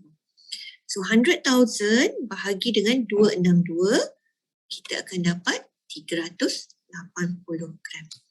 Tengok kat sini pun dah jauh beza kan? 10 kali ganda. Okay. So kata nak jual pada harga RM300 per gram, maksudnya harga emas naik 300, kita nak jual. So kita ada untung RM38 per gram. So saya jual 38 kali 300, saya untung 1,450, campur modal 10,000, so total cash 11,450. Kalau dekat QM, anda pun nak jual kan? So 380 kali dengan 300, dah untung 14,500, campur balik modal 10,000. 90,000 pergi mana? Quantum Metal ambil balik modal yang dia bagi kat kita pakai tadi. And then kita dapat cash in hand 24,500. Ini tak bersih, ini gross. Belum tolak lagi management fee. Management fee kita berapa? 3.5% per year. Okay? Right. So dari contoh ni kita nampak apa? Modal kita sama 10,000, kita beli harga 262, kita jual harga 300 sama, kita untung per gram pun sama, and then kita kena tunggu masa yang sama juga. Apa beza? Keuntungan. Tuan-tuan untung 10 kali ganda daripada apa yang saya untung. So kita nak mana? Nak untung 1,450 atau kita nak untung 14,500. Tadi kita kata smart kan, smart saving, smart enhancement. Kalau saya of course, saya nak untung 14,500. Okay. Right. Lagi satu contoh. Katalah saya ada modal 100,000. Tak kisahlah 10,000 pun boleh, 100,000 pun boleh, 1,000 pun boleh. Okay. Saya nak ambil contoh 100,000. Okay. So kalau saya beli emas 100,000, katalah beli pada harga 262, RM262 per gram, and saya nak untung 100%. Maksudnya bila kita beli, kita nak jual bila kita dapat untung 200,000. At what pricing? Kita kena tunggu untuk jual. So kita kena tunggu pada harga RM524. Baru kita untung 200,000 100%. So conclusion dia, kenaikan 100% baru untung 100%. Okay. Apa beza kalau beli kat QM? Modal yang sama, senario yang sama juga, cuma at what pricing kita kena jual supaya kita dapat 100%. So saya kena tunggu harga 288 20 sen, saya dah untung 100%. So kenaikan by apa ni? 10% je dari pricing yang kita beli, kita dah untung 100%. So nak tunggu mana? Nak tunggu harga naik 100% untung 100%, or tunggu naik 10% je kita dah untung 100%. Mana satu? Kita yang pilih. Okay? Right. So ada risiko ke tak? Kita tengok. Kalau harga emas naik, dari contoh tadi kita boleh ambil conclusion. Harga naik 1%, kita untung 10%. Harga naik 10%, kita untung 100%. Tapi kalau harga emas turun 1%, kita rugi 10%. Turun 10%, rugi 100%. Turun 11%, jadi negatif. So kenapa berani nak beli produk ni? So kalau yang untung, bila dah untung, kita jual. Ambil dulu keuntungan. Modal tadi tunggu untuk beli semula. Okay. Alright. Tapi kenapa berani tunggu kalau dah turun 11% jadi negatif ni? Sebab tak ada margin call. Modal kita tetap macam tu je selagi kita tak jual emas kita. Okay. So tak perlu nak top up. Dah tengok jadi negatif, turun 11%, kita punya value jadi negatif. Apa yang fix dekat sini? Value berubah-ubah. Gram yang kita pegang. Kita tetap pegang gram yang sama juga. Walaupun dah jadi negatif, gram kita pegang tetap sama. Jadi tak perlu top up pun. Apa yang perlu buat? Tunggu harga naik balik je. Sebab tu untuk produk ni kita perlu ada holding power and buying time. Ada dua ni, insya-Allah kita untung. Tapi kalau tak ada dua ni, kita beli produk ni, insya-Allah rugi. Sebab apa? Katalah harga tengah turun 10%, maksudnya kita tengah rugi 100%, tiba-tiba kita tak kita nak pakai duit, kita terminate je. Okay? So ini risiko yang perlu kita tanggung. Apa dia? Holding power and buying time. Dua ni. Kalau anda tak ada karakter, kriteria ni, jangan ambil produk ni. Ambil produk yang lain. Okay? Right. So,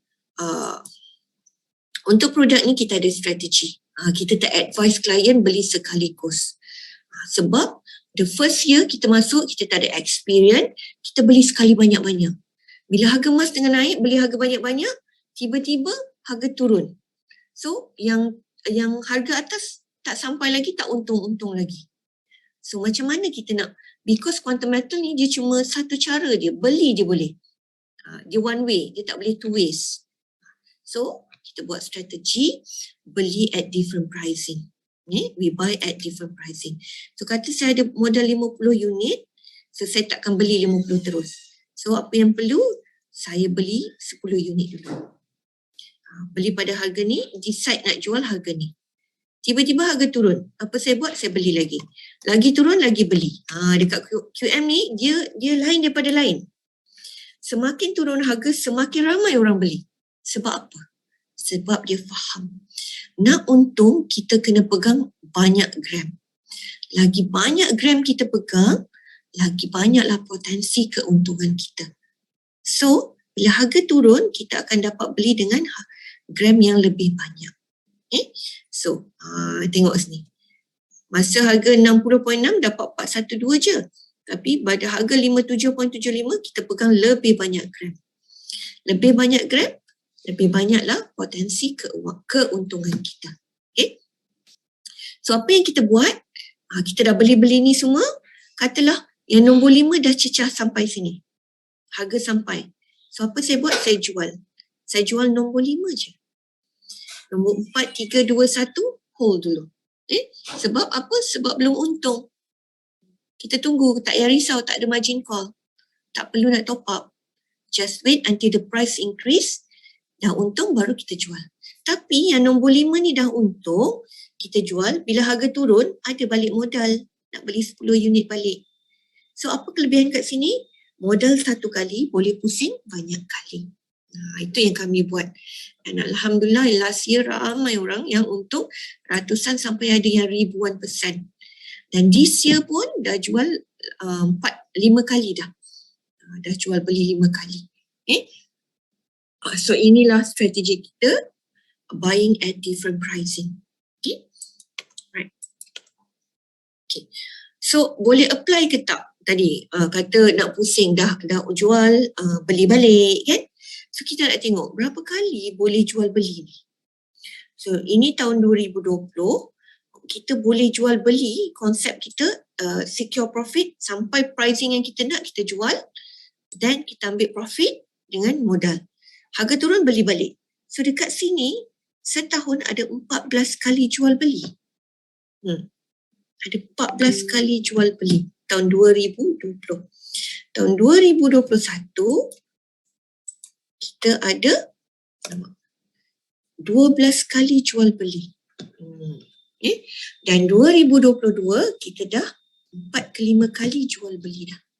So kita harap sampai ujung tahun boleh buat 10 kali lagi ke? Doa-doa kan. Kalau lagi banyak kita jual beli, lagi banyaklah potensi keuntungan kita. Okay. Right? Okay. This is sorry. Okay. Kita tengok ekosistem sikit. Kita nak tengok perbezaan ekosistem yang ada kat dalam dengan luar. So kalau dekat kat luar sana, kedai emas ada jual 999 dengan jewelleries. Okay? And kalau kita nak beli dekat kedai emas, of course dia ada markup berapa persen? 10 to 15, 15 to 20. Bila kita nak jual emas, dia ada markdown. Sebab tu, kalau kita beli emas dekat kedai, beli je, baru pegang, pakai sekejap, masuk balik kedai emas tu, harga dah different dah. Sebab dia ada markdown. Ada harga beli dengan harga jual. Markdown berapa persen? 10 to 15, 15 to 20. So, apa maksud markdown ni? Maksudnya, kalau saya beli jewelleries, saya perlu tunggu harga emas naik 30 ke 40% dari harga saya beli, baru saya balik modal. Ini dekat luar sana. Sebab tu kalau kita beli physical gold, it takes 3 to 4 years baru balik modal kalau kita jual. Kalau jual sebelum tu, selalunya kita rugi. Okay? Alright. So, apa beza dengan QM? QM ikut London method. QM cuma jual 999 je. Tak ada jewelleries. Tapi kita ada different product. Okay? So, markup ada ke tak? Mesti ada. Sebab inilah untuk kedai-kedai emas. Okay? So, markup berapa banyak? 4, 3, 7. Ini markup yang quantum metal markupkan daripada harga LME. Ada markdown ke tak? QM. QM tak ada markdown. Dia ikut harga LME semasa. So, apa maksud ni? Maksudnya, kalau saya beli GAE, saya cuma perlu tunggu harga emas naik 3%, saya dah balik modal. Above 3%, saya dah start untung. Kalau saya beli GSA, saya kena tunggu 7%. Above 7% kenaikan harga emas, saya dah start untung. So, soalannya, nak tunggu harga emas naik 30 ke 40% baru start balik modal, atau nak tunggu harga emas naik 3 ke 7% dah balik modal? Terpulang kita. Okay? Tugas kami cuma share kelebihan, kekurangan yang ada pada quantum metal. Setiap kelebihan mesti ada kekurangan. So insyaAllah kita nak quantum metal boleh bantu kita dalam 3 perkara yang tadi yang saya sebut tadi, kan? Okay. Dah tahu produk, dah tahu tengok ekosistem, dah faham. Sekarang kita nak apply dalam kita punya daily life pula. Macam mana nak apply ni? So, apa yang kita bawa dekat market, kita nak share memperkasakan ekonomi ala terkini. Smart saving, smart spending. Lalu kita spend, kita save. Sekarang kita nak buat smart saving and smart spending. And saving tu kita boleh creating an asset, at the same time kita boleh diversify asset kita. Macam mana tu? So, objektif kita tadi tak ubah. Kita nak bantu semua golongan simpan aset dan kita nak bantu selesaikan masalah keuangan. Bila kita kata objektif ada, nak selesaikan, nak bantu, mesti ada satu method. So, apa method yang kita gunakan? Kita gunakan method satu, tukar cash anda kepada emas atau tukar expenses anda kepada emas. So, atau orang kata pledge. Kita pledgekan setiap perbelanjaan kita, setiap cash kita kepada emas. Itu yang Russia buat. Dia pledgekan dia punya duit dengan emas. Okay? And kedua, kita nak preserve dengan enhance. Kita nak jaga dan kita nak gandakan kekayaan yang kita ada. Macam mana? Okay? Alright. So, apa yang kami buat, we are not selling the product. So, kita bukan nak jual produk-produk yang kita ceritakan tadi, tapi kita just nak create awareness je. Why should we buy gold in quantum metal? So, kita create awareness kepada semua golongan. Daripada B40 sampailah ke T20. Maksudnya market quantum metal ni siapa? Semua orang. Sebab semua orang ada expenses. Sebab semua orang ada cash. Dan semua orang ada asset. Okay? Right? So, tak bolehlah kata tak ada produk kita, tak ada orang nak. No. Produk kita ni sebenarnya boleh diguna pakai oleh semua orang. Okay. So, macam mana cara nak kembangkan? Kembangkan aset. Kalau kita ada saving tadi, kita ada cash, katalah saya ada dalam tabung haji. What should I do to my asset yang dah ada ni? Okay. So, apa yang saya buat, let's say kata dalam tabung haji saya ada simpanan 100,000. Inilah simpanan kita, kan. So, macam mana simpanan kita ni kita nak enhance kan? Lepas tu, kita still nak pakai. Kalau saya beli emas 100,000, saya dah tak ada cash nak pakai, nak belanja. So what should I do? So apa yang saya buat? Saya beli 2 produk quantum metal. Satu tadi GCA, apa objektif dia? Nak ada aset tapi nak pakai duit. GAE pula apa konsep dia tadi? Kita ada aset, kita nak gandakan aset kita. Okay? Sebab tu kita combine kan. So sini kita dah ada 3 produk. Kita ada aset, boleh guna. Kita ada simpanan dan at the same time kita nak gandakan aset kita. So katalah daripada 100,000 yang saya keluarkan tadi, 90,000 saya nak beli emas. Katalah harga semasa 260. So saya akan dapat 346 gram. This grammage 90,000 ni dapat emas banyak ni. Balance 10,000 saya nak beli GAE. Kenapa GAE? Sebab kalau saya ada 10,000 saya boleh dapat pembiayaan 90,000, jadi saya boleh beli emas 100,000. Okay. Tadi dekat produk kita you dah beli emas, you boleh tukar tadi dari cash tukar ke gold, tukar balik kepada cash. So saya tukar balik emas saya kepada cash, saya dapat 76,500 masuk dalam tabung haji semula. Tapi bestnya gram emas ni tetap ada, tak hilang. Okay. Duit dah ambil, gram emas tetap ada. Okay. Alright. Yang ini tadi ada 10,000 tapi boleh beli 100,000, saya dapat beli emas 296 gram. So berapa total asset value saya sekarang?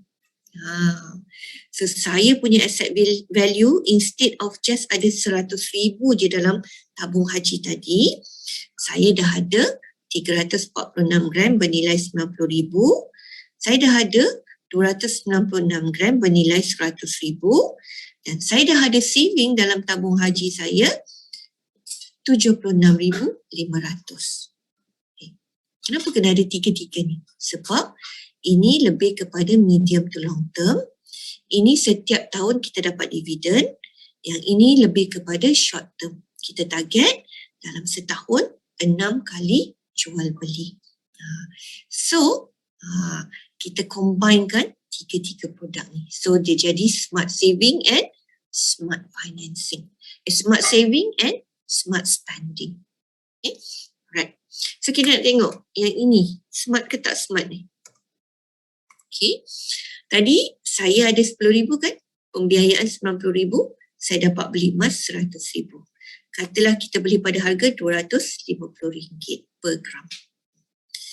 Tapi bila harga emas naik 300, 100,000 ni dah menjadi nilai 120,000. So saya nak jual emas tu.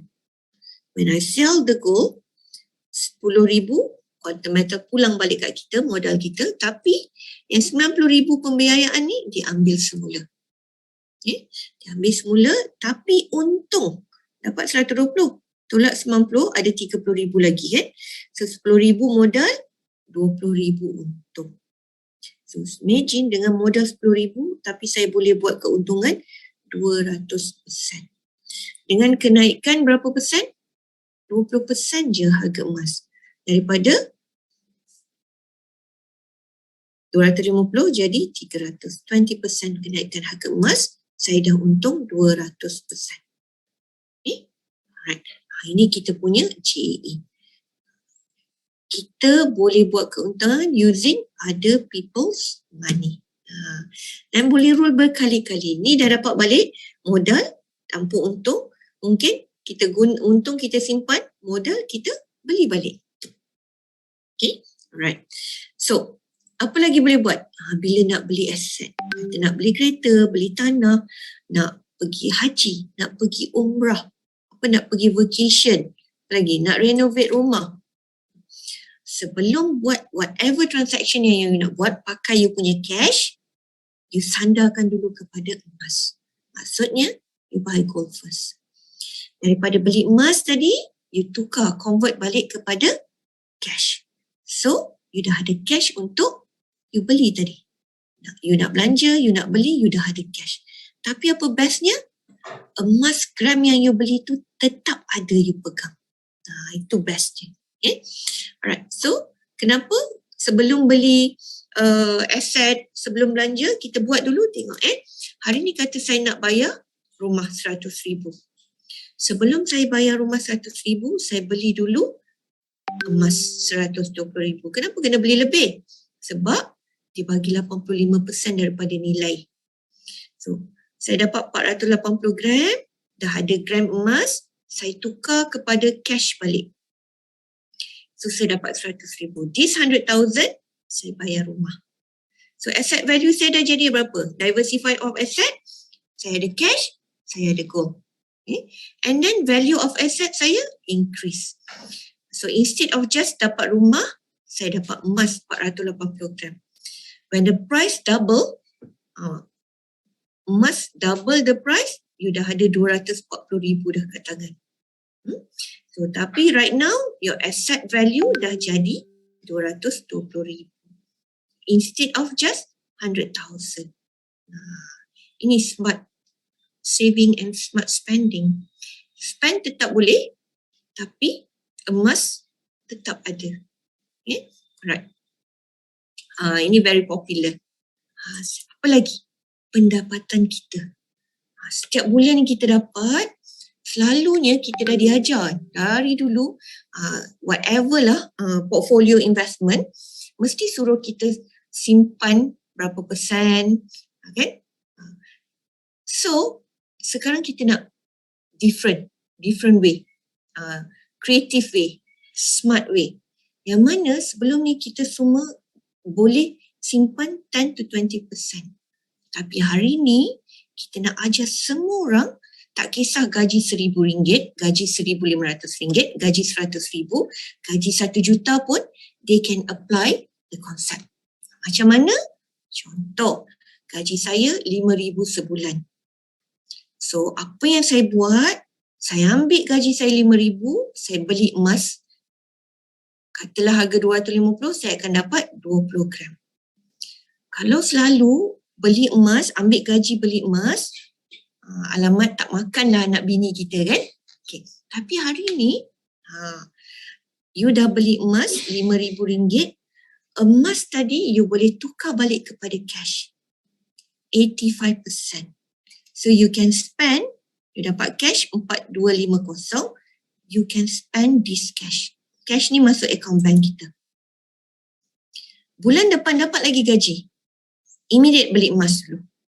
Tapi harga emas berubah. Saya ambil satu pricing supaya senang nak buat kiraan. So, imagine kalau saya consistently, saya disiplin buat, saya dah ada 240 gram dalam masa setahun. Daripada apa? Daripada gaji saya je. Saya dah beli emas. Siapa pernah gaji RM5,000, tiap-tiap bulan beli emas 20 gram? Dah 10 tahun dah umur kita. Tapi benda ni tak boleh realizekan. But Alhamdulillah, sekarang dah ada satu platform yang boleh realizekan we can save 100% of our income and still we can spend 85% from our income. So, ini yang kita nak share dengan semua orang. The more you spend, the more asset you ada. Okay? So, this concept Alhamdulillah dah ramai yang buka mata, yang start buat every month. Dapat gaji, beli emas dulu baru start belanja. Maksudnya, pendapatan kita, perbelanjaan kita ini kita sandarkan kepada emas. Sebab tu sekarang negara-negara dah buka mata. Dulu setiap nak print duit, nak print fiat, wang kertas kena back by gold. Tapi start tahun 1971, US buat satu rules yang tak perlu pakai emas. You can just print je. So sebab tu berlakunya inflation. Kalau dari dulu tak tukar, still back by gold, kita takkan ada inflation. Kan? Tapi sekarang kita sendiri yang kena bantu diri sendiri untuk backkan setiap perbelanjaan kita, setiap income kita dengan emas. Kenapa? Sebab emas ni Allah janjikan pada akhir zaman cuma emas dan perak je yang berharga. Okay. So this is how we can create asset daripada income kita. And yet we can still spending. Okay. Alright.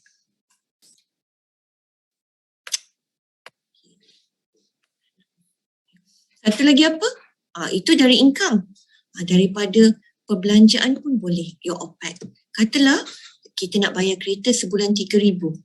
Setiap bulan dah bertahun-tahun kita bayar. So kalau 3,000 sebulan, setahun dah 36,000, habis macam tu je bayar kereta. Tak ada return dia. Macam mana nak dapat return?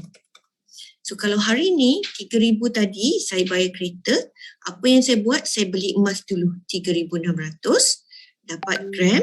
Gram ni saya convert back to cash, saya dapat 3,000. 3,000 saya pergi bayar kereta. So every month saya buat benda yang sama. Jadi saya dah dapat kumpul emas 166 gram. Katalah bayar kereta 8 tahun. Okay. So kalau setahun dapat kumpul 166 gram, 8 tahun saya dah kumpul 1.328 kg. So kita ambil very conservative lah, 3.6% je setahun kenaikan emas. Kalau 8 tahun, nilai emas kita dah menjadi 458,000. Imagine emas tadi kita ambil, kita beli, tukar balik pada cash, tapi sekarang aset kita dah ada bernilai 458,000. Kita punya semua ke? Tak, sebab kita dah ambil 3,000 tiap-tiap bulan kan, kena bayar balik. So tolak dengan 3,000 tiap-tiap bulan, tolak dengan management fee, still ada cash dekat kita 160,000. Kalau kita tengok 160,000 ni, kereta dah habis bayar. Tapi kita dapat cashback lagi 160,000. 160 divided by 288, lebih kurang 55%. Maksudnya, kita cuma bayar kereta kita 45% je.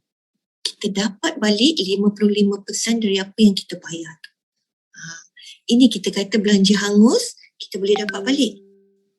Sepatutnya hangus macam tu je. Apa yang kita dapat? Kereta. Tapi sekarang kereta kita dapat balik cash. Kalau nak beli kereta yang kita beli 8 tahun tu dah rosak, boleh start beli kereta baru pula. Ni. Okay. Kalau bayar rumah, 166 gram tadi, katalah 30 tahun bayar rumah, kita dah kumpul 4.982 kg.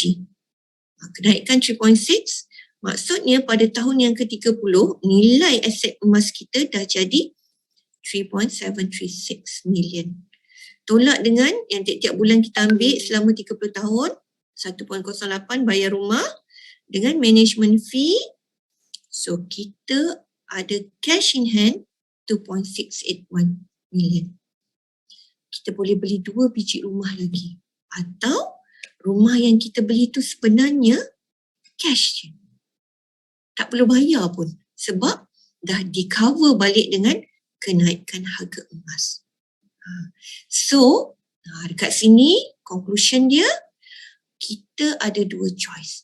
Satu, kita buat cara biasa yang kita buat, dapat gaji, bedak-bedak lah untuk bayar kereta, bayar rumah, beli belanja rumah, beli barang rumah semua. Tetap habis duit kita. Atau kita ambil gaji, kita beli emas, daripada emas kita tukar balik kepada cash, 85% tu baru kita start bagi-bagi. Tetap habis duit kita 85% untuk expenses. Tapi beza dia, yang tadi habis, orang kata hangus. Tapi kat sini, dia tak habis sebab gram kita tetap ada. So, kita nak pilih mana up to us. Mana satu kita nak pilih, tu pulang kita. Okay? So, inilah sharing yang kami boleh share. Kami boleh sharekan bagaimana smart saving and smart spending ni. Dengan simpan 100%, belanja 85%. So, anda semua boleh pilih nak yang mana satu. Mana satu pilihan anda. Okay. So, berkenaan setiap emas yang kita simpan, of course wajib zakat bila cukup haul and cukup nisab. Okay. Untuk kiraan, anda boleh pergi pada orang yang memang pakar dalam bidang zakat untuk tanya lebih lanjut. Okay. So saya rasa itu je lah sharing saya pada hari ini. So insyaAllah saya harap boleh bagi benefit kepada kita semua apa yang saya dan Dr. Asmadi share tadi. Dan pada anda semua mungkin boleh fikirkan bagaimana smart saving and smart spending ni boleh bantu kita untuk masa hadapan nanti. Okay? So plan your financial today. Sebab kalau anda tak plan dari sekarang, kita akan susah masa akan datang. Sebab tak ada proper planning. So Alhamdulillah selepas puluhan tahun ni baru kita jumpa satu konsep yang boleh realizekan kita creating an asset daripada kita punya perbelanjaan, daripada kita punya total gaji, kita boleh creating an asset. Dia jadi apa? Practical and achievable. Okay? So, bagi orang yang lower income earner, anda tak payah risau. Bagi peniaga-peniaga yang peniaga tepi jalan juga, anda tak payah risau. Anda boleh save whatever amount yang, contoh peniaga nasi lemak, katalah sehari dia dapat RM100. Dia punya costing nak rolling balik RM50. Boleh ke tak boleh buat? Boleh. Ambil RM100, beli emas, dapat RM85. RM85, 50 beli balik barang untuk meniaga besoknya. 35%, RM35, kita belanja. Tapi anda dah setiap hari simpan emas bernilai RM100. So we have to start now. Nak tunggu, dah tak boleh tunggu dah. Kita kena start dari sekarang. So saya harap insyaAllah kita boleh share ilmu ni dengan ramai orang, especially family members, jiran tetangga, jiran kampung, and then mungkin kalau Allah benarkan kita boleh share dengan satu negara. Dan kita juga dah pergi ke Indonesia kan. Kita harap jiran kita Indonesia juga boleh benefit dengan apa yang kita share ni. So saya rasa saya mengucapkan ribuan terima kasih kepada Dr. Asmadi, our first speaker, dan ribuan terima kasih kepada semua yang hadir pada hari ini. Kita ada lebih daripada 1,000 orang tadi. Terima kasih banyak-banyak kerana anda semua stay sampai ke malam walaupun dekat 11 malam untuk kita sama-sama sharing ilmu.